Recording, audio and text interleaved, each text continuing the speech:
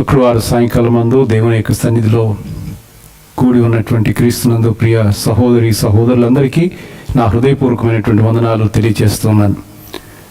చిన్న technical issues బట్టి కొంచెం ఆలస్యమైంది, అయినప్పటికీ వాటన్నిటిని కూడా సవరించి మరలా ఈ యొక్క లైవ్ని పునరుద్ధరించడానికి ప్రభు అనుగ్రహించిన ఈ యొక్క తరుణమును బట్టి దేవునికి నేను స్తోత్రాలు చెల్లిస్తూ ఉన్నాను. ఎంతో ఆసక్తిగా దేవుని వాక్యం వినాలని దేవుని సన్నిధిలో కూర్చున్నటువంటి ప్రతి ఒక్కరిని ప్రభు పేరిట అభినందిస్తున్నాను. దేవుడు మిమ్మల్ని మీ కుటుంబాలని బహుగా దీవించి ఈ అంత్య దినాల్లో ఈ దుర్దినాలలో ఏ విధమైన శోధన సమీపించకుండా ప్రభు మిమ్మలను కాపాడి దీవించునుగాక.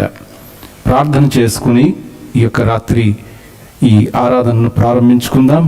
ప్రార్థనలో ఏకీభవించండి. పరిశుద్ధుడైన మా తండ్రి, మహోన్నతుడా, కృపగలిగిన మా దేవా, మీకు స్తోత్రములు చెల్లిస్తున్నాం. ఈ యొక్క రాత్రి మరొకసారి మీ యొక్క సన్నిధిలో మేమందరము మీ పాదముల చెంతకు వచ్చి మిమ్మల్ని స్తుతించి ఆరాధించుటకు మాకు అనుగ్రహించినటువంటి ఈ చక్కని సమయమును బట్టి మీకు స్తోత్రము చెల్లిస్తూ ఉన్నాం నాయన. ఈ యొక్క రాత్రి ప్రభువా, మేమందరము ఆత్మతోనూ సత్యముతోనూ మిమ్మలను ఆరాధించి అదేవిధంగా మీ యొక్క మాటలను ప్రభువా విని మా విశ్వాస జీవితంలో బలపడటానికి సహాయం చేయమని ప్రార్థిస్తూ ఉన్నాం. నీ సన్నిధి కొరకు మేము ఆశపడి ఉన్నాము.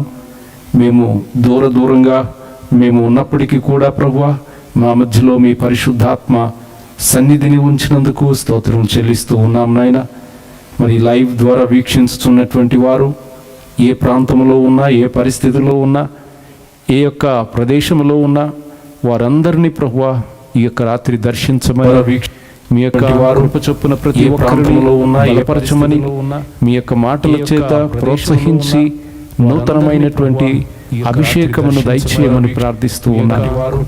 మీ యొక్క దాసుని మీరు బలపరిచి మీ యొక్క బిడ్డలకు అవసరమైన విషయాలు ఈ వాక్యము నుండి బోధించి మమ్మల్ని అందరినీ కూడా దీవించమని యేసు నామమున ప్రార్థిస్తున్నాము తండ్రి, ఆమెన్. ఒక పాట పాడుకుని దేవుని యొక్క వాక్యాన్ని ధ్యానం చేద్దాము. ఆరాధనీయుడా నా చాలిన దేవుడా, దివారాత్రులు నీ నామస్మరణ చేసిన నాకెంతో మేలు అనే పాట పాడుకుందాం. మన ప్రభు ఆరాధనకు యోగ్యుడు. దేవదూతలు నిత్యము గాన ప్రతిగానాలతో స్తుతించుచు ఉన్నట్లుగా మనము కూడా దివారాత్రులు ఆయన్ను స్మరించుచు స్తుతించుచు మన యొక్క దినచర్యలో ఎడతెగక ఆయనకు కృతజ్ఞతాస్తుతులు చెల్లిస్తే ప్రతి దినము మన జీవితంలో విజయం దేవుడు అనుగ్రహిస్తాడు. ఈ పాట మనందరం కలిసి పాడదాం.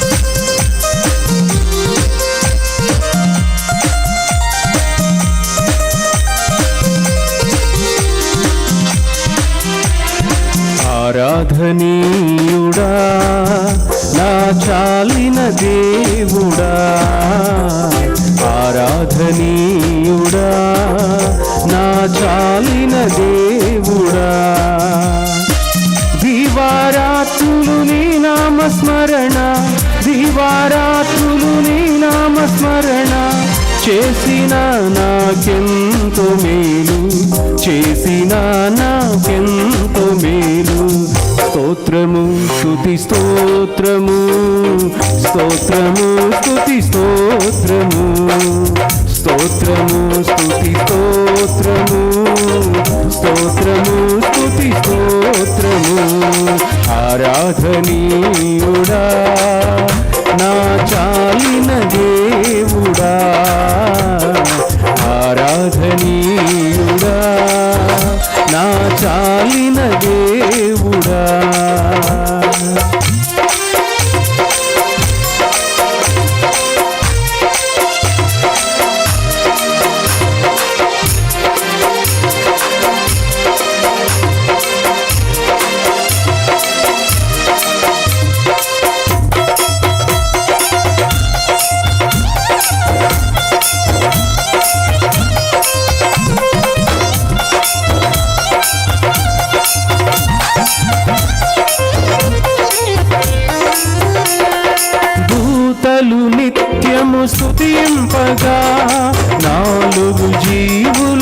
కీర్తింపగా,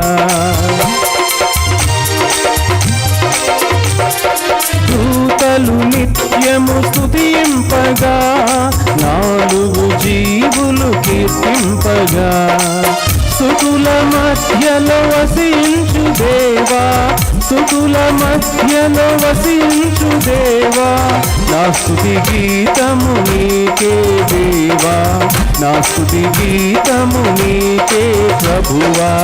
స్తోత్రము స్తుతి స్తోత్రము, స్తోత్రము స్తుతి స్తోత్రము, స్తోత్రము స్తుతి స్తోత్రము, స్తోత్రము స్తుతి స్తోత్రము.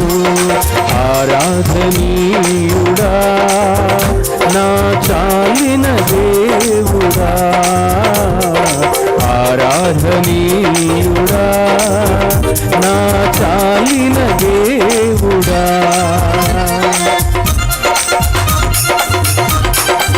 వధించబడిన గొర్రెపిల్ల ఆమె స్తుతులకు పాత్రుడాయన.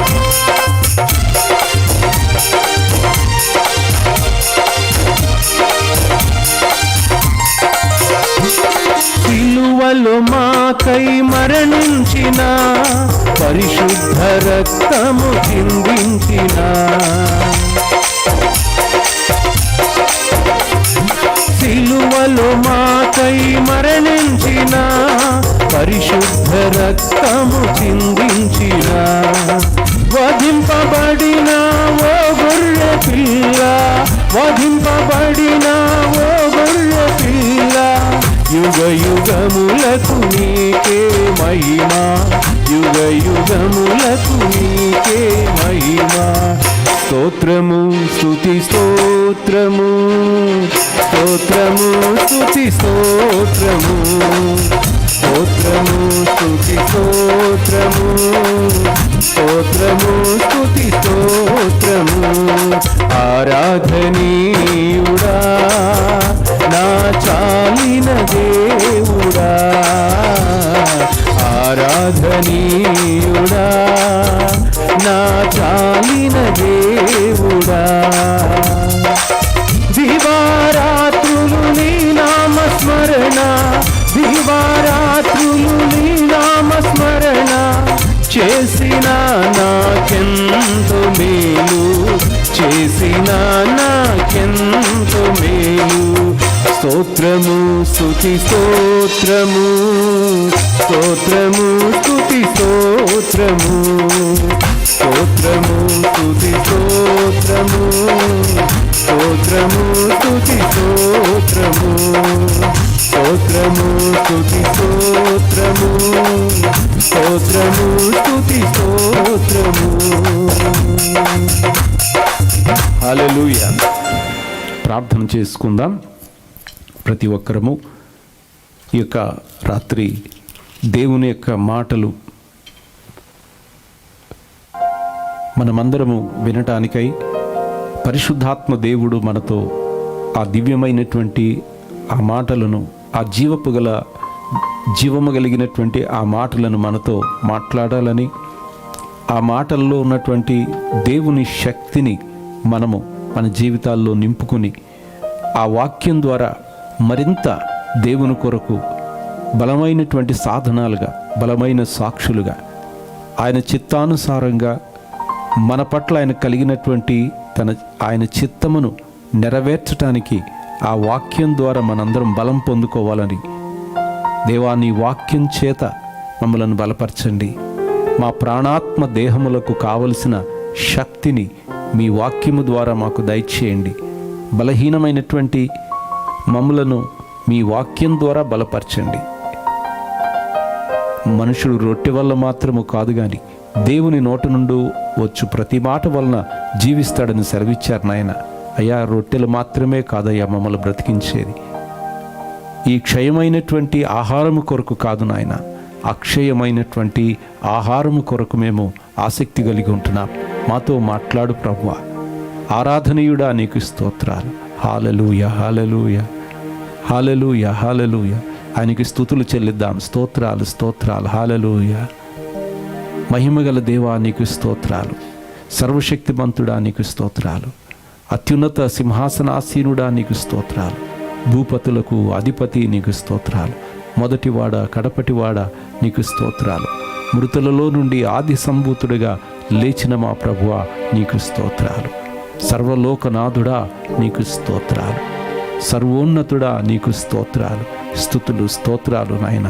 అందరం మీరు ఎక్కడున్నా, ఏ పరిస్థితుల్లో ఉన్నా, ఏ ప్రాంతంలో ఉన్నా స్తుతించడానికి ఎటువంటి ఆటంకం లేదు. మనమందరము స్తుతిస్తే ఆ స్తుతులు దేవునికి ఒక బలి యాగముగా, ఆయన సన్నిధికి మన స్తుతి యాగము చేరినప్పుడు మన యొక్క జీవితాల్లో మనము కోరుకున్నటువంటి విధముగా మనలను దర్శించి ఆయన మనలను నూతనమైనటువంటి తన యొక్క మహిమతో మనలను బలపరిచి ఈ యొక్క రాత్రి దర్శించబోతున్నాడు. పరిశుద్ధుడా, బలపరిచి మాతో మాట్లాడు నాయన. నీ యొక్క సేవకుని నీ బూరగా వాడుకోమని అడుగుదాం. పరిశుద్ధుడైన తండ్రి నీకు స్తోత్రాలు, వందనాలు చెల్లిస్తున్నాం నాయన. ఇంతవరకు తండ్రి మిమ్మల్ని స్తుతించే భాగ్యం ఇచ్చినందుకు వందనాలు తండ్రి. ఈ సమయమందు మీ యొక్క వాక్యమును ధ్యానించడానికి మేమెంతో ఆశపడుతున్నాము నాయన. మేము దూరంగా ఉన్నప్పటికీ కూడా మీ యొక్క ప్రసన్నత ప్రతి చోట ఉన్నది.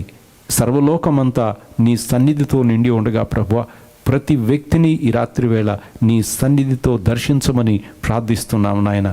నాయన, మీ వాక్యము ఆత్మావేశము వలన రాయబడినది గనుక అందులో ఉన్నటువంటి నిగూఢమైన పరిశుద్ధాత్ముడు ఊదిన ఆ ప్రేరేపించినటువంటి సత్యములలో మేము లోతుగా గ్రహించి మా హృదయాలలో తండ్రి అది ఒక అక్షయ బీజముగా మా మనసులో నాటుకుని మేము మీ యందు ఉండి బహుగా ఫలించుటకు కృపచూపమని ప్రార్థిస్తున్నాను. మీ యొక్క దాసుని మీ సాధనముగా వాడుకుని మాట్లాడి అనేక మందికి ప్రయోజనకరముగా ఉంచమని మహిమ ఘనత ప్రభావములు మీకే చెల్లిస్తూ యేసుక్రీస్తు నామమున ప్రార్థిస్తున్నాము తండ్రి, ఆమెన్.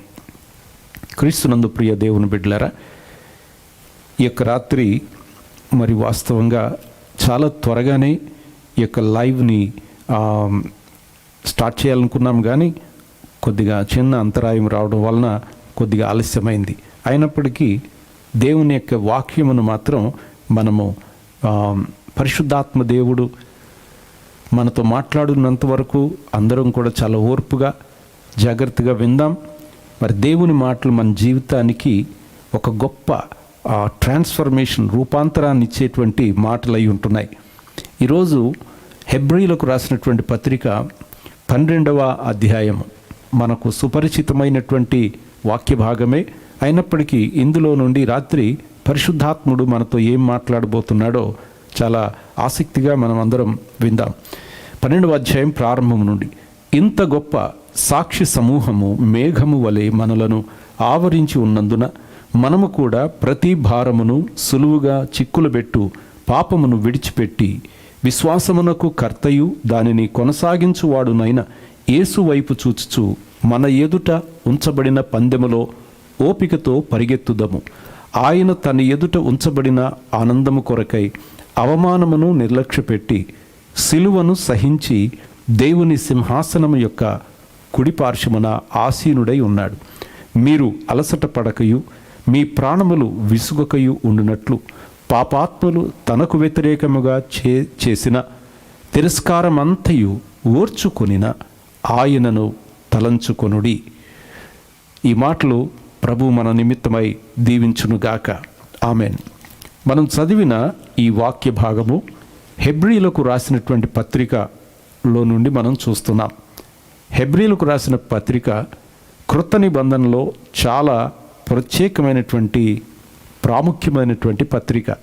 హెబ్రీలకు రాసిన పత్రికను మనం అర్థం చేసుకుంటే పాత నిబంధనలో ఉన్నటువంటి ఆ ధర్మశాస్త్ర విధులు, అందులో దేవుడు ఏర్పాటు చేసినటువంటి ఆ ఆచారములు, బలులు, యాగములు, యాజకత్వం, దేవాలయము, ఆ దేవాలయం అందున్నటువంటి ఉపకరణాలు, అవన్నీ అసలు వాస్తవంగా ఏమై ఉంటున్నాయి, వాటి యొక్క నిజస్వరూపం ఏమై ఉన్నదో అర్థం చేసుకోవాలంటే తప్పనిసరిగా ఆ మోషే రాసినటువంటి ఆ పంచకాండములు, పెంటటెక్ని మనం అర్థం చేసుకోవడానికి తప్పనిసరిగా సైమల్టేనియస్గా ప్యారలల్గా హెబ్రీలకు రాసినటువంటి పత్రికను చదివితే క్రొత్త నిబంధన అనేటువంటి లెన్స్లో నుండి ఆ ఓల్డ్ టెస్ట్మెంట్ యొక్క ఆ కస్టమ్స్, రిచువల్స్, సాక్రిఫైజెస్, ఆ టెంపుల్లో దేవుడు ఏర్పాటు చేసినటువంటి ఆ మేనర్స్ అన్నిటినీ కూడా మనం అర్థం చేసుకోవడానికి చాలా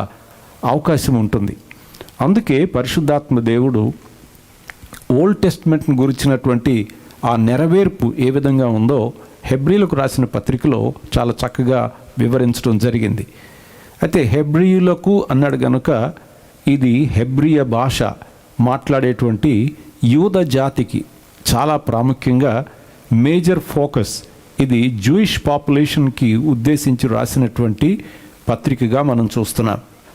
యూదులలో చాలామంది మొదటి శతాబ్దంలో యేసుక్రీస్తుని రక్షకునిగా స్వీకరించినట్లు మనం అపోస్తుల కార్యంలో చూస్తాం. చాలామంది పేతురు, యోహాను, అలాగే అపోస్తులు చేసినటువంటి పరిచర్య వలన చెదిరిన యూదులు కావచ్చు, యెరూషలేములో ఉన్న యూదులు కావచ్చు, చాలామంది ప్రభువును విశ్వసించారు. అయితే విశ్వసించినటువంటి ఆ యూదులలో చాలామంది తమ యొక్క తోటివారైనటువంటి ప్రభువుని విశ్వసించని, యేసుక్రీస్తు అభిషిక్తుడైనటువంటి మెస్సియాని నమ్మనటువంటి అవిశ్వాసులైనటువంటి యూదుల నుండి తిరస్కారాన్ని ఎదుర్కోవలసి వచ్చింది. యూదులు చాలా మత విషయంలో చాలా నిష్ట కలిగి ఉంటారు. ఈరోజు కూడా యూదులు తాము నమ్మినటువంటి ఆ సిద్ధాంతాల విషయంలో ఎదుటి వ్యక్తిని వాదించడానికి కానీ అతనితో దెబ్బలాడటానికి కానీ ఎంతవరకైనా వాళ్ళు ముందుకొచ్చేటువంటి చాలా మొండి జనం. అయితే దేవుడు వారి హృదయమును, వారి యొక్క మనోనేత్రములను కఠినపరిచి వారికి గుడ్డితనమును కలుగజేశాడని వాక్యంలో మనం చూస్తాం. అయితే యూదుల్లో చాలామంది విశ్వసించారు. విశ్వసించినప్పటికీ వారి తోటి వారు పెడుతున్నటువంటి ఒత్తిళ్లను బట్టి మరలా తిరిగి పునరాలోచించుకుని మరలా వెనుకటి ఆ ఆచారములు, వెనుకటి ఆ ధర్మశాస్త్ర సంబంధమైనటువంటి ఆ విధులు, మునుపు విడిచిపెట్టి వచ్చినటువంటి ఆ దాస్యము, ఆ యొక్క ధర్మశాస్త్రం అనేటువంటి ఆ కాడి క్రిందకు మరలా వెళ్ళి చిక్కుకునేటువంటి పరిస్థితిలోనికి వస్తున్నారు. కొంతమంది ఏమో క్రీస్తును వెంబడిద్దామా వద్దా మనసులో అంగీకరించారు, కానీ బయటికి ఒప్పుకోవటానికి మాత్రం వారి దగ్గర ధైర్యం లేదు. ఎందుకంటే యూదులు అయినటువంటి వారి బంధువులు, వారి యొక్క ఆ తోటి సమాజ సభ్యులందరూ కూడా వారిని వెలివేస్తారేమో అనేటువంటి భయము వారి హృదయాన్ని చాలా వేధించింది. ఇటువంటి పరిస్థితుల్లో ప్రభు తట్టు తిరిగినటువంటి ఆ యూదులు క్రీస్తునందు స్థిరంగా ఉండాలి అంటే తప్పనిసరిగా వారిని హెచ్చరించటానికి, వారిని పురికొల్పటానికి, వారిని ప్రోత్సహించటానికి దైవ సేవకులు అయినటువంటి అపోస్తులైన పౌలు అయి ఉండొచ్చు, లేకపోతే యూదుడైనటువంటి రచయిత మరి ఇంకెవరైనా కావచ్చు. దీని గురించి స్పష్టత మనకు లేదు, కానీ అపోస్తులైనటువంటి పౌలుకే ఇది అంకితం చేయబడింది. మేబీ సమ్ జూయిష్ రైటర్స్ అయి ఉండొచ్చు, ఇంకెవరైనా మంచి లేఖనాలలో ప్రావీణ్యత కలిగినటువంటి విద్వాంసులైనటువంటి యూద రచయిత ఈ హెబ్రీలైనటువంటి ఈ ప్రజలకు క్రీస్తులో ఉన్నటువంటి ఆ శ్రేష్టత, ఆయనలో ఉన్నటువంటి ఆ బెటర్నెస్ ఏంటనేది వారి యొక్క నిబంధనల కంటే, ఆ ధర్మశాస్త్ర విధుల కంటే, అర్చన ఆచార ఆరాధనల కంటే వారికి ఉన్నటువంటి పాత నిబంధన సంబంధమైన ఆ దేవాలయము, ఉపకరణాలు, యాజకత్వం, వారు చేసినటువంటి బలియాగాలు, వాటన్నిటికంటే క్రీస్తు ఎన్నో రెట్లు శ్రేష్టమైన వాడని, ఆయనను విశ్వసించడానికి కావలసినటువంటి అనేక ఆధారాలతో కూడా చాలా చక్కగా చెప్పడం జరిగింది. ఇక్కడ 12వ అధ్యాయంలో ఇప్పుడు ఒక ఎంకరేజ్మెంట్ ఇస్తున్నాడు వాళ్ళకి. ఇప్పుడు మనం చూస్తాం, కొన్ని ఆటలు ఆడుతున్నప్పుడు ఆ ఆటల్లో భారతదేశం అంటే క్రికెట్ అందరికీ తెలుసు. క్రికెట్ ఫైనల్ ఓవర్స్లో మ్యాచ్ గెలవడానికి ఒక 30 పరుగులు తీయాలి. ఉత్కంఠంగా జరుగుతున్న సందర్భంలో అప్పటికి ముఖ్యమైనటువంటి బ్యాట్స్మెన్స్ అందరూ పెవిలియన్కి చేరిపోతే ఇంకా ఆ చివరి 30 పరుగులు కొట్టవలసినటువంటి ఆ భారం టెయిల్ ఎండర్స్ అంటే ఈ చివర ఆ బౌలర్స్ కానీ ఆల్రౌండర్స్ మీద కానీ పడుతుంది. పడినప్పుడు ఒక్కడు ఎవరైనా బ్యాట్స్మెన్ గట్టివాడు ఒకడు ఉంటే అతను ఏం చేస్తాడంటే కొద్దిగా వచ్చినటువంటి ఆటగాళ్లకు దగ్గరికి వెళ్ళి చెప్తాడు, ఏమీ పర్వాలేదు, ధైర్యంగా ఉండు, ఇంతకుముందు మనము చాలా ఆటల్లో గెలిచాము, ఇలాంటి ఒత్తిడి పరిస్థితుల్లో మనం ఎన్నో పథకాలు, ఎన్నో కప్పులు మనం గెలిచాం, టోర్నమెంట్లు మనం గెలిచాం, నీవు ఆడగలవు అని చెప్పి బంతికి వెళ్ళి ఈ యొక్క టైలెండర్ని ఏం చేస్తాడంటే ఎంకరేజ్ చేసి వస్తూ ఉంటాడు. ఎందుకంటే అతను నిలబడితేనే వారు అనుకున్నటువంటి ఆ కప్పు టోర్నమెంట్ గెలుస్తారు. ఇక్కడ దీన్ని మనం స్పిరిచువల్ సెన్స్లో చూడాలి. ఎందుకు చూడాలి? నేను ఒక ఆటకు సంబంధించినటువంటి దృష్టాంతాన్ని ఎందుకు చెప్పానంటే, ఇక్కడ హెబ్రీలకు వ్రాస్తున్నటువంటి ఈ యొక్క 12వ అధ్యాయంలో కూడా విశ్వాసమునకు కర్తయు దానిని కొనసాగించువాడునైన యేసు వైపు చూచుచు మన ఎదుట ఉంచబడిన పందెములో ఓపికతో పరుగెత్తుదుము. అంటే ఇది కూడా ఇక్కడ ఆత్మ సంబంధమైన హెచ్చరిక అయినప్పటికీ ఒక అథ్లెట్ పరుగు పందెములో ఉన్నటువంటి పరిగెత్తేటువంటి ఒక క్రీడాకారుడు వలె అతన్ని ప్రోత్సహించడం మనం చూస్తాం. అంటే క్రైస్తవుని పలు విధాలైనటువంటి పోలికల ద్వారా పరిశుద్ధాత్మ దేవుడు బైబిల్లో ప్రోత్సహించడం జరిగింది. అపోస్తులైనటువంటి పౌలు తనను తాను అంటాడు, మంచి పోరాటమును పోరాడి తిని. అంటే ఒక మంచి సైనికుని వలె తనను తాను ఒక సైనికునిగా పోల్చుకుని, ఒక రోమన్ మంచి సైనికుడు, డెడికేటెడ్ సోల్జర్, తన యొక్క దేశం కొరకు ప్రాణం పెట్టడానికి యుద్ధరంగంలో ముందుకు దూకి చివరి రక్తబొట్టు వరకు వెనుదిరగకుండా విజయం కోసం విపరీతంగా పోరాడినటువంటి ఒక గొప్ప పోరాట యోధుని వలె పౌలు తన జీవితాన్ని గురించి చెప్తూ అంటాడు, మంచి పోరాటం పోరాడాను, నా పరుగును తుదముట్టించాను అని 2వ తిమోతి 4వ అధ్యాయం 7వ వచనంలో తిమోతికి చెప్తాడు. పౌలు గారు పరుగు అనేటువంటి ఈ మాటను క్రొత్త నిబంధనలో చాలాసార్లు వినియోగించడం మనం చూస్తాం. ఆయనకి బహుశా ఆనాటి కాలంలో ఉన్నటువంటి ఆ గ్రీకుల సాంప్రదాయం ఉన్నటువంటి ఆ దేశాల్లో సంచరించినప్పుడు అప్పటి కాలంలోనే ఒలింపిక్ క్రీడలు అప్పటికే నిర్వహించబడుతూ ఉండేవి. గ్రీకీయులు క్రీడలలో చాలా గొప్ప ప్రావీణ్యత కలిగినటువంటి వారు. అందుకని ఇక్కడ దానిని ఒక పోలికగా తీసుకుని ఇక్కడ చెప్పడం జరిగింది. అంతేకాదు వ్యవసాయకుని కూడా ఒక పోలికగా తీసుకున్నాడు పౌలు. పాటుపడే వ్యవసాయకుడు ఎలా పాటుపడతాడో నీవు కూడా అలాగే కష్టపడాలి తిమోతి అని క్రైస్తవుని కొన్నిసార్లు క్రీడాకారుడిగాను, కొన్నిసార్లు ఒక సైనికునిగాను, కొన్నిసార్లు ఒక వ్యవసాయకునిగాను పోల్చి హెచ్చరించడం జరిగింది. అంటే మనము డే టు డే లైఫ్లో మనం చూస్తున్నటువంటి ఇతర రంగాలలో ఉన్నటువంటి వ్యక్తుల యొక్క జీవితంలో ఉన్న ఆ పోరాట పటిమి, వారి కష్టం, వారు చేస్తున్నటువంటి శ్రమ మనకు కొన్ని విషయాలలో కొంత పాఠం మనకు నేర్పిస్తుందన్నది వాస్తవం. మనం నేర్చుకోవాల్సిందే.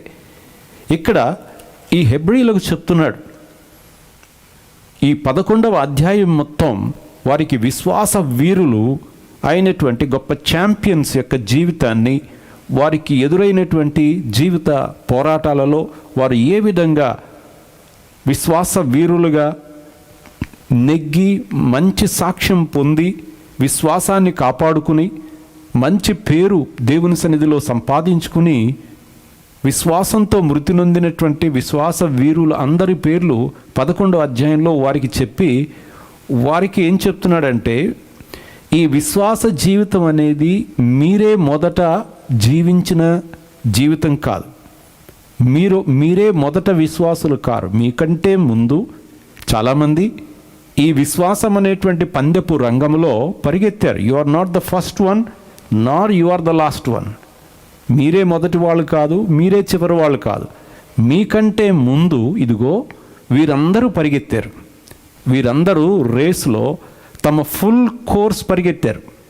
మొదటి నుండి ఆ చివరి, ఆ లాస్ట్ గురి అంటారు దాన్ని. పౌలు అంటాడు మొదటి కొరింథీ పత్రిక 9వ అధ్యాయంలో, గురి వద్దకు నేను పరిగెడుతున్నాను, గురి లేని వాడి వలె నేను పరిగెత్తటం లేదు, బహుమానం పొందువాడు పరిగెట్టినట్టు పరిగెడుతున్నాను అంటున్నాడు.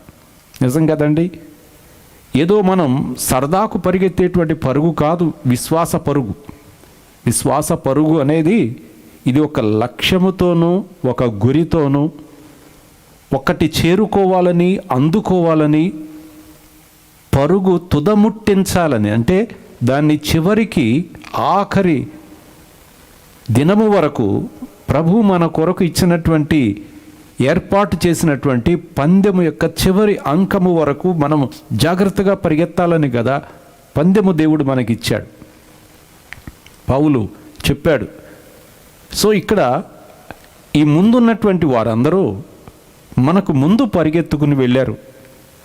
వారికి కూడా ఎదురవుతున్నటువంటి సమస్యలు, ఇబ్బందులు వారికి ఎదురైనాయి. వారు అనేకమైనటువంటి శరీర సంబంధమైన, ఆత్మ సంబంధమైన హింసలను చూశారు. వాళ్ళు కూడా అయినను పరీక్షించబడ్డారు, శోధించబడ్డారు. ఎన్నో విధాలుగా వారి జీవితంలో సింహాలకు ఆహారంగా వేయబడ్డారు, అగ్నిగుండంలో వేయబడ్డారు, రంపాలతో కొయ్యబడ్డారు. ఒకటి కాదు, నానా విధాలుగా వారు శ్రమ అనుభవించారు. But they have ran their course. వారు పరిగెత్తారు అంతే.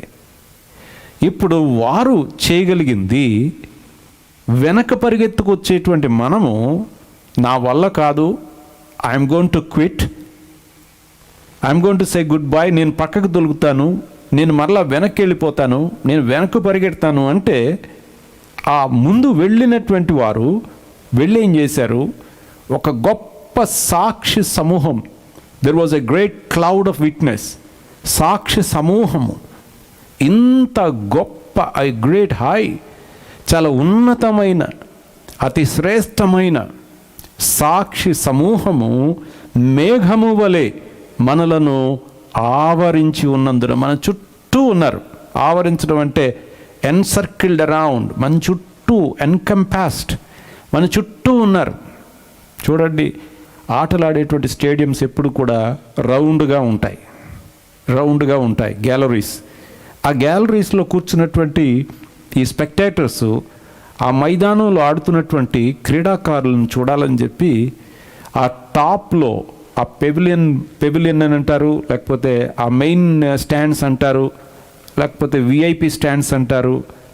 ఆ విఐపి స్టాండ్స్ చాలా హైలో, చాలా చక్కగా మంచి వ్యూ ఉండే విధంగా మైదానం సెంటర్లో చక్కగా కూర్చుని వాళ్ళని చూసే విధంగా ఉంటాయి.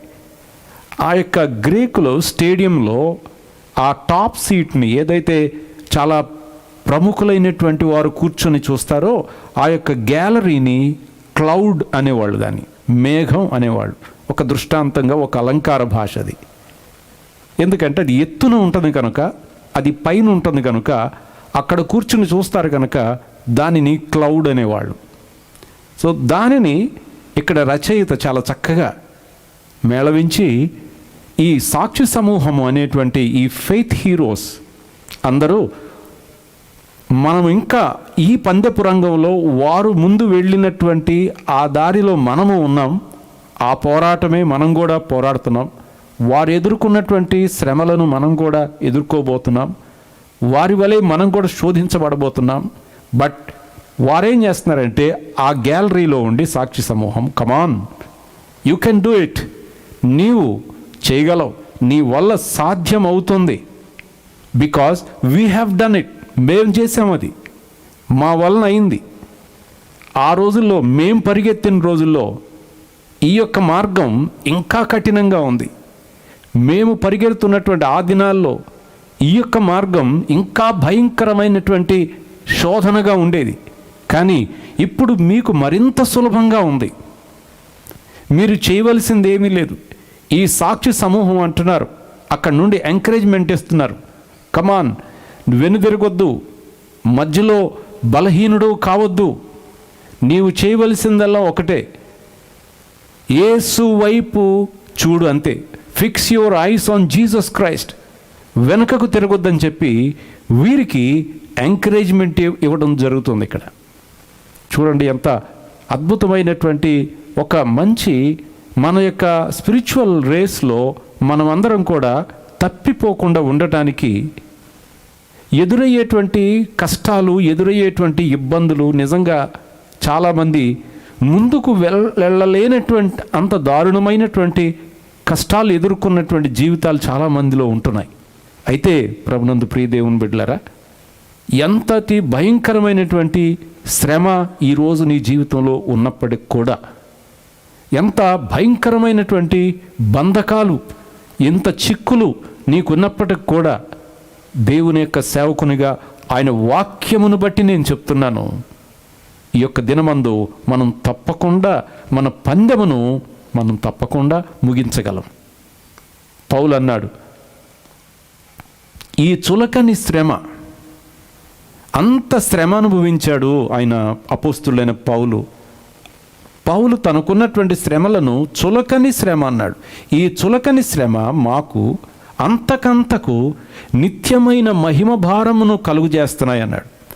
శ్రమ చులకనగా ఉంది, పేపర్ అంత లైట్గా ఉందంట చులకని శ్రమ. చులకని అంటే అసలేం బరువు లేదు శ్రమ. నిజంగా పౌలు శ్రమల జాబితాని మనం 2వ కొరింథీ పత్రికలో చదివితే మనం ఏడుస్తూ కూర్చుంటాం, లిటరల్గా ఏడుస్తాం మనం. ఆయన అనుభవించినటువంటి కష్టాలు, మొదటి శతాబ్దంలో క్రైస్తవులు పడినటువంటి బాధలు చెప్పుకుంటూ పోతే ఈ రాత్రి మనం అందరం అనుకుంటాం, అసలు అందులో మనం కనీసం ఆవగింజంత కూడా పడటంలే, అంత కూడా మన జీవితాల్లో లేవు. ఒకవేళ ఏదైనా ఉంది అంటే, మన యొక్క శ్రమ ఏదైనా ఉందంటే, మనం బాధ ఏదైనా ఉందంటే, మనం పరుగెత్తలేకపోవడమే మన weakness. If at all there is any difficulty that we're facing today, it is that our weakness and inability to run the course. పరిగెత్తలేకపోవటమే మన బలహీనత. పందెపు రంగమందు ఉన్నవాడు మితముగా ఉంటాడట. పందెపు రంగంలో ఉన్నవాడు నియమము ప్రకారంగా ఉంటాడు. ఎందుకని? ఎప్పుడు పందెం ఉంటుందో తెలియదు, ఎప్పుడు పరిగెత్తాల్సి వస్తుందో తెలియదు. కనుక ఎప్పుడు కూడా he will be always on high alert ఉంటాడు. మనము ఎప్పుడైతే అన్నిట్లో మనం సిద్ధంగా ఉంటామో, ఈ యొక్క శ్రమలు, ఈ ఇబ్బందులు మహదానందంగా మారిపోతాయి. పరిగెత్తేవాడు జాయ్గా ఆనందంగా ఏం పరిగెత్తాడు. మ్యారథాన్ పరిగెత్తేవాడు చెమటలు కక్కుతూ పరిగెడతాడు, ఒళ్ళంతా హోనమైపోద్ది. It is not enjoyable, it's very gruelling. అది చాలా బాధగా ఉంటుంది. ఒకసారి నేను 10K రన్ అని చెప్పి ఒక ప్రోగ్రాం పెట్టారు విజయవాడలో. పెడితే ఓ 10 సంవత్సరాల క్రితం అందరూ పరిగెడదామండి అంటే, సరే చూద్దాం మన స్టామినా కూడా ఎంత ఉందో అని చెప్పేసి 10 కిలోమీటర్ల పరుగు అని చెప్పి, సరే మధ్యాహ్నం 3 గంటల నుండి పెట్టారు. మొత్తం విజయవాడ అంతా తిరిగి పిడబ్ల్యూడి గ్రౌండ్స్కి చేరుకున్నాం. 10 కిలోమీటర్లు పరిగెత్తాను. అందరూ వేలు లేస్తున్నారు, పరిగెడుతున్నారు, బాగానే ఉంది. పరిగెత్తేసాం, అయిపోయింది. ఆ రోజు సాయంత్రం ఒక మీటింగ్కి వెళ్ళాను. ఆ మీటింగ్కి వెళ్ళి అక్కడ ప్రసంగం చేయడానికి ఒక 2 గంటలు నిలబడి ఇంటికి వచ్చాను. వచ్చి పండుకున్నాను. అర్ధరాత్రి టాయిలెట్ కని లేచిన తర్వాత నా కాళ్ళు లేవు. నా కాళ్ళు ఉన్నట్టు నాకు తెలియటంలా, నా శరీరానికి స్పర్శ లేదు. అయిపోయింది కాళ్ళు. పడిపోయాను, నేల మీద పడిపోయాను. మిడ్నైట్ పడిపోయి అలాగే మరలా తిరిగి తమాయించుకుని లేవడానికి ఒక 5 to 10 మినిట్స్ వరకు అలాగే కూర్చుని నేను మెల్లగా పాకుతూ మంచం దగ్గరికి వచ్చా. అప్పుడు అనిపించింది, 10 కిలోమీటర్లు పరిగెత్తాను, అసలు తర్వాత నాకు పాదాలు కాళ్ళు ఉన్నట్టే పరిస్థితి తెలియట్లే. నిజంగా క్రైస్తవ పరుగు అనేది సంతోషదాయకమైంది ఏం కాదు. శ్రమలు అనుభవించే వారికి అనుభవిస్తూ దాన్ని ఏమి సంతోషం అనుకోరు. బట్ ఎందుకు భరిస్తారో తెలుసా? బహుమానం అనేది తీసుకున్నప్పుడు, when they receive the honour, when they receive that reward, ఆ బహుమానం ఎప్పుడైతే తీసుకుంటారో ఆ ఆనందంతో ఈ యొక్క శ్రమంతటిని కూడా మర్చిపోతారు. అందుకనే ప్రభు అయిన యేసు తన ఎదుట ఉంచబడిన ఆనందం కొరకు, ఏంటి ఆనందం? తండ్రి అయిన దేవుని కుడిపార్శ్వమున ఆసీనుడై ఉండటం అనే ఘనత ఆయన ఆనందంగా ఎంచుకుని దాన్ని దృష్టిలో పెట్టుకున్నాడు. పౌలు ఈ చులకని శ్రమ అని శ్రమను చులకనేది అని ఎందుకన్నాడంటే, ఆయన దృష్టిలో శ్రమ ఉన్నప్పటికీ, భరిస్తున్నప్పటికీ, still in his mind he was focused on the glory, మహిమ మీద దృష్టి పెట్టుకున్నాడు. సహోదరి సహోదరులారా, ఈ రోజున మన యొక్క విశ్వాస పరుగులో మనం పరిగెత్తాలి అంటే మనం పడుతున్నటువంటి శ్రమను చూసి, అయ్యో నేను చాలా శ్రమ పడుతున్నాను అని శ్రమ మీద దృష్టి ఉంచొద్దు. ఎదురవుతున్నటువంటి డిస్ట్రాక్షన్స్ కానీ, అపవాది నువ్వు పరిగెడుతుండగా నిన్ను ప్రక్కకు లాగి పడేయాలని, నీ పరుగు సాగకుండా నీ విశ్వాస పరుగును ఏదో ఒక విధంగా పడగొట్టడానికి అపవాది ప్రయత్నిస్తున్నప్పుడల్లా చేయవలసిన పని ఏంటంటే, విశ్వాసమునకు కర్తయు దానిని కొనసాగించువాడైన యేసు వైపు చూడాలి. ఎందుకంటే యేసు ప్రభు మొట్టమొదట అందరికంటే ముందు ఈ పరుగు పరిగెత్తాడు. Hallelujah. He ran the first race. He set the course. ఎంత దూరం పరిగెత్తాలి, ఈ పరుగు ఏ విధంగా పరిగెత్తాలి అనేటువంటి ఆ మొత్తం మన ఎదుట ఉంచబడిన the race that was set before us. ఉంచబట్టం అంటే సెట్ చేశాడు ఆయన. నువ్వెంత పరిగెత్తాలి, ఎంత దూరం పరిగెత్తాలి, ఎంత దాని కొరకు నీవు శ్రమ పడాలి, నువ్వు ఎంత ఆయన కొరకు భారము భరించి ఆయన పని చేయాలో, ఎంతవరకు నీవు పరిగెత్తాలో ఆ రేస్ ముందే యేసు సెట్ చేశాడు. సెట్ చేసిన ఆయనకి తెలీదా, ఇది పరిగెత్తలేరు వీళ్ళు ఎంత దూరం, దీన్ని కొంచెం కుదిద్దాం, 400 మీటర్స్ పరిగెత్తలేరు, ఒక 50 మీటర్స్ పెడితే జాలీగా పరిగెత్తుకుంటా కంప్లీట్ చేసేస్తారని ఆయన ఒక చిన్న కొద్దిపాటి దూరం పెట్టవచ్చు కదా. ఇంత పెద్ద రేస్ ఎందుకు పెట్టాడు అంటే, విశ్వాస పరుగు 100 మీటర్ డాష్ కాదు. 100 మీటర్స్ డాష్ అంటే కొద్ది దూరం వేగంగా పరిగెత్తుకుని వెళ్ళిపోవడం. కొద్ది దూరం వేగంగా పరిగెడతాం, అంతవరకే అంటే ఆగిపోతాం. కానీ పరిగెడుతూనే ఉండాలి రోజంతా అంటే, జీవితం అంతా అంటే ఎంత ఓర్పు కావాలి, ఎంత ఓపిక కావాలి, ఈ యొక్క అలసటను తట్టుకునేటువంటి శక్తి ఎంత ఉండాలి. ఎగ్జాస్ట్ అయిపోకుండా, డిప్రెస్ అయిపోకుండా, వీక్ అయిపోకుండా ఉండాలి అంటే ఎంత స్టామినా ఉండాలి ఆ వ్యక్తిలో. ఇప్పుడు క్రైస్తవ జీవితంలో దేవుడు కోరుకుంటుంది అదే. ఈ యొక్క పరుగు అనేటువంటి ఈ మాట చూస్తే ట్రెకోస్ అనేటువంటి గ్రీకు పదము. ట్రెకోస్ అంటే పరుగు అని అర్థం. యాక్చువల్గా ట్రెకోస్ అంటే మనము పరుగు అనేటువంటి సాధారణంగా వినియోగించేటువంటి పదము కంటే ఇంకొంచెం లోతైన భావం ఉంది దాంట్లో. ఆ పరుగు కూడా ఉన్నటువంటి శాయి శక్తుల అంటే పూర్తి బలాన్ని వినియోగించి వేగంగా ముందుకు గురివైపు పరిగెట్టడం అని అర్థం. అంటే పూర్తి బలాన్ని వినియోగించి మ్యాక్సిమం స్పీడ్తో ముందుకి, గురి అనేది ముందు పెట్టుకుని ఆ గురి వైపు చూస్తూ వెళ్ళటం, దాన్ని పరుగు అంటారు. ఏదో పరిగెట్టారు, అలా పరిగెత్తాడు, ఇలా కాదు. ఈ రోజున వేగ్ రన్నర్స్ ఎక్కువ మంది ఉన్నారు. ఒక దైవజనుడు అంటాడు, we have lot of 100 metres sprinters in the church అన్నాడు. 100 మీటర్ల పరుగు పందెంలో ఉన్నటువంటి వీరులు మనకు చాలామంది ఉన్నారు. అంటే అంత కొద్దిగా దూరం పరిగెత్తి ఆగిపోతూ ఉంటారు.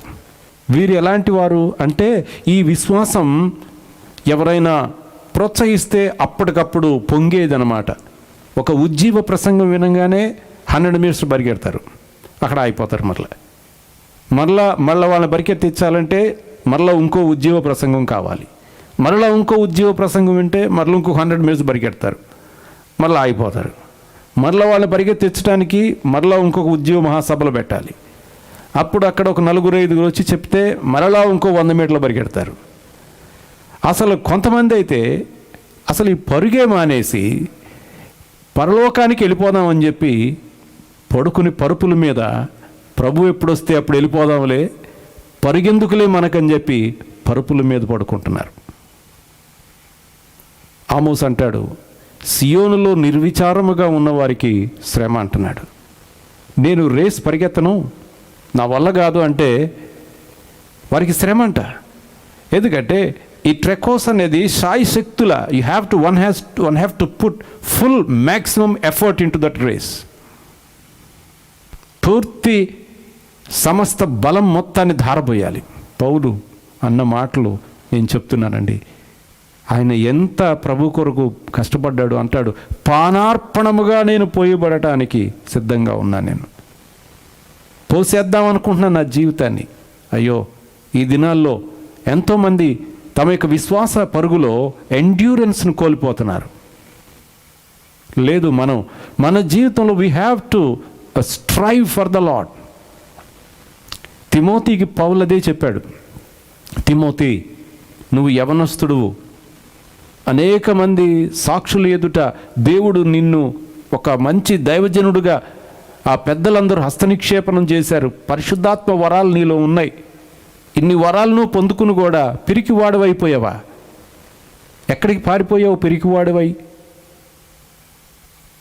ఆ దినాల్లో ఎదురవుతున్నటువంటి హింసలను బట్టి తిమోతి క్రీస్తుని గురించి, పౌలుని గురించి సిగ్గుపడుతున్నాడు.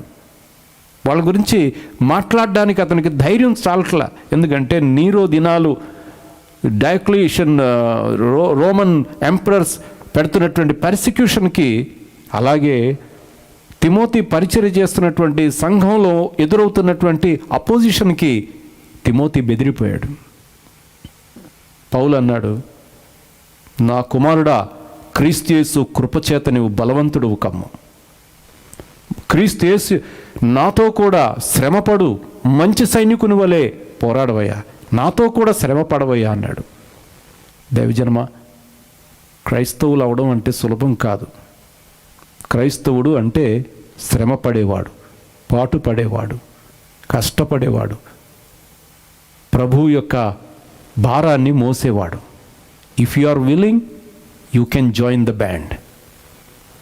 ఏదో ఇక్కడ ప్రభు ఇచ్చేస్తాడు, అన్నీ కురిపించేస్తాడు, ఇక మనం ఏమీ పరిగెత్తే పని లేదు, అంతా ఆయన ఇచ్చేస్తాడు, ఇక మనం అంతా పొందేసుకోవడమే. ఏం చేసుకుంటాం? ఎన్ని ఇచ్చేస్తే దేవుడు ఏమీ నీ విశ్వాసము వినియోగించకుండా, విశ్వాస పోరాడకుండా, విజయాలు చూడకుండా ఏదో ఇస్తే తీసుకునేటువంటి ఈ జీవితం మనకి అవసరమా? లేదండి. You have to live for God. దేవుని కోసం జీవించాలి. హల్లెలూయా. రోమన్ సోల్జర్స్ అంటే ప్రపంచం గడగడలాడేది. అసలు రోమ అంటేనే ఇనుము, ఐరన్, ఇనుము వలె బలము కలిగినది. అది ప్రతి రాజ్యాన్ని దంచిపడేసేది రోమా సామ్రాజ్యం. అలాంటి రోమన్ సోల్జర్సు ఊబకాయులు అయిపోయారు 4వ శతాబ్దానికి వచ్చేప్పటికి. By 4th century Roman military మొత్తం ఊబకాయం, సోమరితనం, తిండిబోతుతనం, నిద్ర, శరీరేచ్ఛలు పెరిగిపోయి ద మోస్ట్ అన్డిసిప్లైన్డ్ ఆర్మీ అయిందంటది. ఎవరికి అసలు యుద్ధం గురించి అసలు ఏమీ తెలియదు, బరువులు మోయలేరు, ఎక్కడికి వెళ్ళి ఏ పని చేయలేరు, ఎక్కడ పడేస్తే అక్కడే ఉండిపోతారు. ఎందుకంటే సామ్రాజ్యంలో బాగా ధనం ఉంది. రోమన్ సైనికులు భ్రష్టు పట్టిపోతే అప్పుడు ఏం చేశారంటే ఒక వ్యక్తిని నియమించి, ఈ యొక్క రోమన్ సోల్జర్స్ పాడైపోవటానికి కారణం ఏంటి, అసలు దీన్ని ఎలా సరిచేయాలి అంటే అప్పుడు ఫ్లావియస్ వెజటస్ రెనాటస్ అనేటువంటి ఒక వ్యక్తిని నియమిస్తే ఆయన ఏం చేశాడంటే స్టడీ చేసి అప్పుడు చెప్పాడంట, ఈ యొక్క సైనికులు ఎవ్వరు కూడా యుద్ధానికి పనికిరారు, వీళ్ళు యుద్ధ భూమిలో పారిపోతారు తప్ప ముందుకు దూకరు, వీళ్ళు శ్రమకు అలవాటు పడిన వాళ్ళు కాదు. ఈ సైన్యంలో మనం రిక్రూట్మెంట్లోనే పొరపాటు చేసాం, చేర్చుకోవడమే తప్పు. వీళ్ళని ఎలా చేర్చుకోవాలంటే ఇప్పటికీ ఈ యొక్క వెజటియస్ రెనాటస్ రాసినటువంటి ఆ మిలిటరీ మాన్యువల్ ఇప్పటికీ రోమన్ దగ్గర నుండి యూరోపియన్స్ వరకు దానిని ఒక మాన్యువల్గా తీసుకుని రిక్రూట్మెంట్స్ దగ్గర నుంచి మిలిటరీ విధానాన్ని అప్పటి నుంచి వాళ్ళు అవలంబించడం ప్రారంభించారు. AD 380లో ఆయన దీన్ని సమర్పించాడు. అప్పుడు చెప్పాడు అతను, సైనికునిగా ఎవడైనా చేర్చుకోవాలనుకుంటే పొలం పనిచేసేవాడిని చేర్చుకోవాలి, వ్యవసాయకుడిని మాత్రమే సైనికులుగా చేర్చుకోండి. ఎందుకంటే వ్యవసాయకులు ఎండలో పనిచేస్తారు, వానలో పనిచేస్తారు, కాలువలు దవ్వుతారు, బరువులు మోస్తారు, ఎక్కడికైనా చీకట్లో నడుచుకుంటూ వెళ్ళిపోతారు. వాళ్ళు ఏది చెప్పినా చేస్తారు. సుఖం అనేది వాళ్ళకి తెలియదు. చలిలోనైనా సరే, వర్షంలోనైనా సరే వాళ్ళు మాత్రం నిర్విరామంగా పనిచేస్తారు. కనుక బెస్ట్ సోల్జర్ ఫార్మరే అవుతాడని చెప్పి వెజాటియస్ అప్పుడు వారికి సమర్పించాడు. అప్పటి నుండి ఆ సైన్యాన్ని వారు ఆధునీకరించడం ప్రారంభించారు. క్రీస్తునందు దేవుని బిడ్డలారా, క్రైస్తవ జీవితం పరుగు. ఈ యొక్క అపోస్తులు చెప్తున్నాడు, ఇంత గొప్ప సాక్షి సమూహము మేఘము వలె మనల్ని ఆవరించి ఎంకరేజ్ చేస్తున్నారు. మనం రొప్పుతున్నాం, అలిసిపోతున్నాం, పడిపోతున్నాం, పరిగెత్తడానికి ముందుకు వెనక్కి ఊగి నీరసించిపోతుంటుంటే వాళ్ళు చప్పట్లు కొట్టి come on come on you can do it, we have done it, look at Jesus, Yesu వైపు చూడు నీవు అని చెప్పి వీరందరూ కలిసి వారు ప్రోత్సహిస్తూ ఉంటే అంటాడు, మన ఎదుట ఉంచబడింది అంతే. ఏమిటది ఉంచబడింది? మన ఎదుట నిధులు కాదు, మన ఎదుట పందెము ఉన్నది. హల్లెలూయా. రేస్, మన ఎదుట పందెము ఉన్నది. రేస్ అంటే ఎగోనా అనేటువంటి గ్రీక్ వర్డ్ పందెము. పౌలు చాలాసార్లు పందెమందు పోరాడువారు అని పందెము అనే మాట చాలా మార్లు కొత్త నిబంధనలో 1 కొరింథీ 9 వినియోగించాడు. అలాగే తిమోతికి చెప్పినప్పుడు వినియోగించాడు, పందెములో పోరాడేవాడు ఎలా ఉంటాడని. సో పందెం అంటే ఒక పోరాటం. పందెం అంటే ఎగోనా అనేటువంటి పదము నుంచి ఎగోనీ అనే పదం వచ్చింది. ఎగోనీ అంటే వేదన, ఎగోనీ అంటే కష్టం, ఎగోనీ అంటే అదొక రకమైనటువంటి శారీరకంగా నలిగిపోవడం అని అర్థం. సో ఇప్పుడు నేను క్రైస్తవుని అవుతాను అంటే నువ్వు ఎగోనా అనేటువంటి ఎగోనీని, పోరాటాన్ని ఇష్టపడితే నీవు తప్పకుండా రాణిస్తావు. అయ్యా నాకు అసలు ఈ కష్టాలతో కూడిన భక్తిని నేను చేయలేనయ్యా, చాలా సుఖంగా హాయిగా నేను అడిగినప్పుడల్లా ప్రభువు ఎంతో కొంత ఇచ్చేస్తుంటే నేను జీవితం మొత్తం జీవించేస్తాను నాయన, అలాంటి అడిగిన వెంటనే ఇచ్చే విధంగా ఉంటే అయ్యా నేను ఇప్పుడే ప్రభువుని విశ్వసిస్తాను. బాబు, దేవుని వాక్యంలో చెప్పాడు యేసుప్రభు, మీలో ఎవడైనను నన్ను వెంబడించగోరిన ఎడల తన సిలువను ఎత్తుకోవాలన్నాడు. సమస్తమును ఉపేక్షించి నన్ను వెంబడించాలన్నాడు. ఎగోనా, యు హ్యావ్ టు ఫైట్. చాలా ఎంత పోరాడాలంటే ఇక్కడ అంటున్నాడు హెబ్రీ 12:4 మీరు పాపముతో పోరాడుటలో రక్తము కారునంతగా ఇంకా దానిని ఎదురింపలేదు. ఎంత ఎదురించారండి వాళ్ళు పోరాడినప్పుడు, రక్తం కారునంతగా. ఆమేన్. 3వ వచనంలో అంటున్నాడు, మీరు అలసట పడకయు మీ ప్రాణములు విసుగకయు ఉండునట్లు. అంటే ఈ పోరాటంలో మీకు అలసట ఉంటుంది, ప్రాణాలు విసుగుతాయి, మానసికంగా చాలా చాలా చాలా ఇదైపోతూ ఉంటారు. మానసికంగా చాలా మెంటల్ స్ట్రెస్ ఎక్కువ ఉంటుంది. But still you have to take it as a joy. ఇది సంతోషంగా తీసుకోవాలి. తెల్లవారుజామున లేచి ప్రార్థన చేయాలంటే అది ఎవరికైనా సంతోషమా? రోజుకు 10 అధ్యాయాలు కొంత చదవాలంటే అది ఎవరికైనా ఇష్టమా? కాదే. బట్ డిసిప్లైన్, మన ప్రాణములు విసుక్కోకుండా పందెములో, ప్రార్థనలో, వాక్యం చదువుటలో, సంఘముగా కూడుకునుటలో, సంఘముగా మనందరం కలిసి దేవుని యొక్క నిత్యరాజ్యం చేరే వరకు అనేక శ్రమలు వచ్చినా వాటిని భరించి ఇలాంటి దుర్దినాల్లో, మన విశ్వాసము పుటమి వేయబడుతున్న ఈ దినాల్లో, మన పందెములో, ఎగోనా అనేటువంటి ఈ స్ట్రగుల్లో, ఈ ఫైట్లో, ఈ యొక్క దారుణమైనటువంటి ఈ యొక్క పోరాటములో ఏం చేయాలి? పందెములో ఏం రాశాడు? పరిగెత్తుదు అని రాయలా. పందెములో పరిగెత్తుదు అంటే 100 మీటర్స్ అయిపోయేది అది. సో ఇక్కడ ఏమంటున్నాడు? మ్యారథాన్ అంటున్నాడు. పందెములో ఓపికతో, విత్ పేషెన్స్. హల్లెలూయా. ఈ పందెములో ఎలా పరిగెత్తాలి? ఓపికతో పరిగెత్తాలి. ఓపిక అంటే ఎంతో ఒత్తిడి ఉన్నా, ఎంతో భారము, ఎంతో కష్టము పైబడుతున్నా సరే వాటినంతటిని కూడా తమాయించుకుంటూ, వాటినన్నిటిని భరించుకుంటూ, వాటన్నిటిని ఓర్చుకుంటూ, సహించుచు, ఓకే, ఎన్నొచ్చినా సరే టెంపర్ని కోల్పోకుండా, ఫోకస్ ఏకాగ్రత కోల్పోకుండా, దృష్టి మళ్లించకుండా, గమ్యం వైపు ఉన్నటువంటి ఆ చూపు తిప్పకుండా ఇటువైపు లాగాలని, తోసేయాలని అనేక రకాలైనటువంటి ఇబ్బందులు మనతో పోరాడుతూ, మనని నెట్టేస్తూ, అనేక సమస్యలు మన మీదకి వస్తున్నా సరే still standing firmly looking at the goal, దృష్టి గమ్యం వైపు మాత్రమే చూస్తూ నేను ఎట్లయినా సరే పరిగెత్తాలి అనేటువంటి ఆ ఓపిక, ఆ ఎండ్యూరెన్స్ మనకు కావాలి.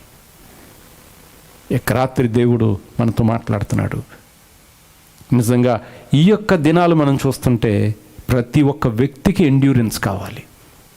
ఈ యొక్క ఎపిసోడ్, కరోనా అనేటువంటి ఈ యొక్క మహమ్మారి వెళ్ళిపోయేది ఎప్పుడో, ఎన్ని వ్యాక్సిన్స్ వచ్చినా అది ఎప్పుడు వస్తుందో తెలియదు, వచ్చినా ఇంకెంతకాలం అందుబాటులో ఉంటుందో తెలియదు, ఎంతమంది దాన్ని అడ్జస్ట్ అవుతారో తెలియదు.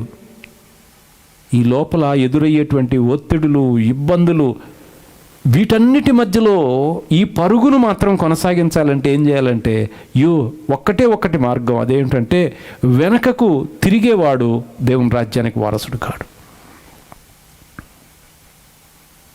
అంటాడు. ఒకటే సైనికుడు చేయాల్సిన పని, యుద్ధ భూమిలోనికి వెళ్ళాలి, పోరాడాలంతే. యుద్ధ భూమికి నేను వెళ్ళను అన్నాడంటే ఆ సైనికుడు, అతడు ఓడిపోయినట్టే. ఇప్పుడు క్రైస్తవుడు ఒక సైనికుడు, క్రైస్తవుడు ఒక క్రీడాకారుడు, క్రైస్తవుడు ఒక వ్యవసాయకుడు. ఏం చేయాలి అంటే మన యొక్క పరుగు వేగంగా ఉండాలి, శక్తి వంచన లేకుండా చేయాలి, ధారపోయాలి మొత్తం పరుగులో. అంతేకాదు, ఇది పరుగే కాదు, ఇది ఒక పందెం. It's a struggle. దాంతో మనం భీకరంగా జరగబోతున్నటువంటి అనేక ఇబ్బందులను ఎదుర్కొంటూ అగోనైజ్డ్గా ఉండాలి. బాధలు అనేవి మన నలగొడతాయి, దానికి సిద్ధపడాలి. తర్వాత ఈ యొక్క పందెంలో ఏం కలిగి ఉండాలి? ఓపిక. అంటే చాలాసేపు పరిగెత్తాలి, చాలాసేపు పరిగెత్తాలి. రక్షణ పొందిన తొలినాళ్లలో ప్రభు కొరకు పరిగెత్తడం ఎంత హాయిగా ఉంటుంది, ప్రభు కొరకు తిరగడం ఎంత హాయిగా ఉంటుంది. కానీ అదే టెంపో, అదే స్పీడ్, అదే విగర్, అదే విధమైనటువంటి పర్సివరెన్స్, అదే డిటర్మినేషన్, అదే కమిట్మెంట్ చివరి వరకు ఉండాలంటే ఆ వ్యక్తిలో చాలా ఫోర్బెరెన్స్ ఉండాలి, సహన శక్తి ఉండాలి. ఆ సహించిన వారైతే మీరు ధన్యులు. సహిస్తే ఏం చేస్తాం? యేసు ప్రభు వలె మనం కూడా తప్పకుండా ఎన్నిటినీ సహించి సహించి సహించి సహించి సహించి లాస్ట్లో ఇక ఆనంద ఉత్సవం అంటారు చూడండి, ఆ చివరి గీత వెళ్ళినప్పుడు వీళ్ళందరూ చప్పట కొడుతున్నారు, కమాన్ కమాన్ పరిగెత్తు పరిగెత్తు. ఆ మోషే, దావీదు, గిద్యోను, బారాకు వీళ్ళందరూ పైనుండి చేర్స్ కమాన్ కమాన్ అంటున్నారు. మనం కనుక కంప్లీట్ చేస్తే జరిగేది ఏంటంటే ఆ ఆనందంలో ఈ పడినటువంటి శ్రమంతా మర్చిపోతాం. అపోస్తులైన పౌలు ఫిలిప్పీ పత్రికలో 2వ అధ్యాయం 16వ వచనంలో అంటాడు, అందువలన నేను వ్యర్థముగా పరిగెత్తలేదనియు, నేను పడిన కష్టము నిష్ప్రయోజనం కాలేదనియు. సో ఆయన ఎప్పుడూ వ్యర్థంగా పరిగెత్తలేదు, కష్టము నిష్ప్రయోజనం కాదు ఎప్పటికీ. క్రీస్తు దినమున నాకు అతిశయ కారణము కలుగునంటున్నాడు. మీ కొరకు ఫిలిప్పీలారా, నేను పడినటువంటి కష్టం కానీ, సువార్త నిమిత్తం నేను పెట్టిన పరుగు కానీ, అంత స్పీడ్గా తిరిగి సువార్త కూడా పరిగెత్తించాను. నేను వేగంగా వాక్యాన్ని విస్తరింపజేశాను, కష్టపడ్డాను, ఉపవాసాలు, జాగారములు చేశాను. అయితే ఇదంతా నిష్ప్రయోజనం అవ్వదు. క్రీస్తు దినం అంటే ప్రభు కూర్చున్న రోజు, బహుమానాలు ఇచ్చే రోజు, అది అతిశయ కారణం. అంటే నా తలపైన ఆయన జీవకిరీటం పెట్టి నన్ను మెచ్చుకునేటువంటి రోజు. బడా నమ్మకమైన మంచి దాసుడా, పరిగెత్తావు నువ్వు బాగా అని నాకు అవుతుందని ఆయన ధీమాతో పరిగెత్తాడు. తిమోతితో అన్నాడు, తిమోతి, నేను మంచి పోరాటం పోరాడాను, పరుగులో కష్టాలన్నీ అనుభవించాను, ఎక్కడా నేను సుఖపడడానికి ప్రయత్నం చేయలేదు, చివరి వరకు పోరాడుతూనే ఉన్నాను. నా పరుగు మొదటి నుండి చివరి వరకు పోరాటమే పోరాటం. ఎన్ని పోరాటాలు పోరాడి నేను అనుకున్న కోర్స్ క్రీస్తును నేను ప్రకటించాలి అనుకున్నాను, ఆ యొక్క పరుగు పూర్తి చేశాను, తుదముట్టించాను, ఇప్పుడు నా కొరకు జీవకిరీటం ఉంది అని పౌలు తన పరుగును గురించి మాట్లాడాడు. ఈ యొక్క రాత్రి వాక్యం వింటున్న ప్రియ దేవుని బిడ్డలారా, దేవుడు మనతో మాట్లాడుతున్నాడు. మనం ఒకవేళ పందెపు రంగంలోనికి వచ్చి ఇంత కష్టంగా ఉంటుంది అనుకోవట్లేదు, మేము ఇంత అలసట ఉంటుందని, ఇంత విసుకుంటుందని, ఇంత భారం ఉంటుందని, ఇంత బరువు, ఇంత ఇంత ఇంత కఠినంగా ఉంటుందని మేము అనుకోవట్లేదు. అయ్యో కష్టము, మేము పరిగెత్తలేము అనుకుంటున్నారా? అయితే ఒక చిన్న మాట చెప్పి ముగిస్తాను నేను. If you are really suffering to move forward, to press forward, if there is an difficulty, I would like to suggest you one single word. ఒక మాట చెప్పదలుచుకున్నాను. అదేంటంటే, మనము కూడా, మనము అనే మాట హెబ్రీ పత్రికలో చాలాసార్లు ఉన్నది.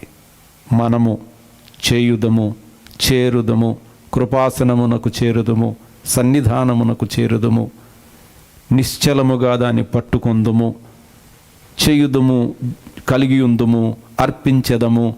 ఈ అంటే రచయిత తనతో కలుపుకుంటున్నాడు. మేబీ ఆయన యూదుడు గనక తన యొక్క సహోదరులకి చేయుదము అనేటువంటి ఆ కలుపుగోలు మాటతో చెప్తున్నాడు. ఏమన్నాడంటే, మనము కూడా, వీ ఆల్సో, ప్రతి భారమును సులువుగా చిక్కులు పెట్టు పాపమును విడిచిపెట్టి. ఇప్పుడు మనం లైట్ అయితే ఎంత స్పీడ్ అవుతుందో తెలుసా? ఇప్పుడు చూడండి, మార్నింగ్ చూస్తే అందరూ పరిగెడుతున్నారు రోడ్ల మీద. ఇంతకుముందు ఎంతగా పరిగెత్తేవారు కాదు, ఇంత వాకింగ్లు చేసేవాళ్ళు కాదు. చక్కగా తాపీగా నెమ్మదిగా లేచి కాఫీ తాగి అలా కూర్చుని పేపర్ చదువుకునేవాళ్ళు. ఇప్పుడు అందరూ పరిగెడుతున్నారు. ఎందుకంటే ఇప్పుడు అర్థమైంది, ఇంత లగేజ్ ఒంటి మీద ఉంటే కష్టం మనకి, ఆ తర్వాత మనం కరోనా పరిగెత్తిస్తుందేమో మన అని చెప్పి భయపడి ఇప్పుడు ఏం చేశారంటే, ఆ లగేజ్ కొంచెం దింపేస్తున్నారు. ఎడిషనల్ వెయిట్ మొత్తం దింపేసి లైట్ అవుతున్నారు. ఎంత లైట్ ఉంటే అంత రైట్ అని చెప్పి కాస్తంత ఇమ్యూనిటీ కోసం తింటున్నారంటే ఈ మధ్యన. ఇప్పుడు వరకు మరి దేనికోసం తిన్నారో, ఏదేమైనా సరే లైట్ అవుతున్నారు, మంచిదే, ఓకే కదా. బరువు తీసేస్తేనే కదా ఎడిషనల్గా ఎంత ఉండొచ్చు కొవ్వు శరీరంలో అంటే, మన కొవ్వు ఎంత ఉందో ఎవరికి చాలామందికి తెలియదు. కానీ కరెక్ట్ ప్రపోర్షన్ ఏంటంటే, మనము నిలబడి ఒకసారి కొన్ని స్కిప్పింగ్ రోప్లో ఎగిరినట్లు ఎగిరితే మన ఒంట్లో జిగురులాగా కదిలేదంతా కొవ్వే. ఒకసారి అట్లా ఎగరంగానే జిగిజిగి కదిలిందంటే అది కొవ్వు అని అర్థం. కదలందే కండ, కదిలేది కొవ్వు. ఇప్పుడు ఇదంతా ఏంటి అంటే, బరువు తగ్గించుకుంటాడు అథ్లెట్. ఆటకు వెళ్లే ముందు ఏం చేస్తారంటే, ఆఫ్ సీజన్, ఆన్ సీజన్ ఉంటుంది. ఆన్ సీజన్లో తనకున్నటువంటి ఎడిషనల్ కిలోస్ అన్నిటిని తగ్గించుకొని ఆహార నియమాలు పాటించి చక్కగా ఆ పరుగుకి తనకు ఎంత మాత్రం ఆ వెలాసిటీ తగ్గకుండా, వేగం తగ్గకుండా, భారం పడకుండా ఆ అన్నిటిని కూడా తీసేసుకుంటాడు. మన జీవితంలో సులువుగా చిక్కులు పెట్టేటువంటి పాపాలు కానీ, మనలో ఉన్నటువంటి బలహీనతలు, కమిట్మెంట్ లేకపోవడం, సోమరితనం, ప్రార్థనాహీనత, భక్తిహీనత, ఇలాంటి మనలో ఉన్నటువంటి ఈ స్పిరిచువల్ ఎడిషనల్ వెయిట్, ఇవన్నీ మనలోంచి గనక తీసేసుకుంటే ఇటు ఫిజికల్గా బాగుంటాం, స్పిరిచువల్గా బాగుంటాం. మన పరుగు కూడా ఎప్పుడు కూడా ట్రాక్ పైన ఉంటుంది.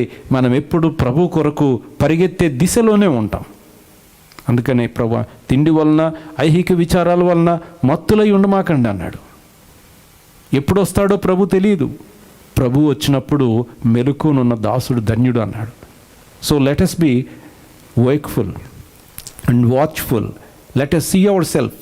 ఏదైనా ఉంటే దేవుని సన్నిధిలో దాన్ని వదులుకుని, ప్రభువా నేను పరిగెత్తేవాడిని ఎందుకో, అధిక బరువులు, అనవసరమైన విచారాలు అన్నిటినీ, ఈ లోకమంతా నాదే అనుకుని అన్నిటినీ నాకు తగిలించుకుని అసలు పరుగును నేను మర్చిపోయి వెనకబడిపోతున్నాను తండ్రి, పరిగెత్తలేక ఆగిపోతున్నాను, ఈ దినమందు అవన్నీ తీసేస్తున్నాను అని ఆయన సన్నిధిలో వదిలేసుకుంటే, ఆత్మ సంబంధమైనటువంటి పరుగులో ప్రభు కొరకే గొప్పటి క్రీడాకారుడు వలె, పందెపు రంగమందు పోరాడు యోధుడు వలె పోరాడి విజయాన్ని సంపాదించుకుంటాం.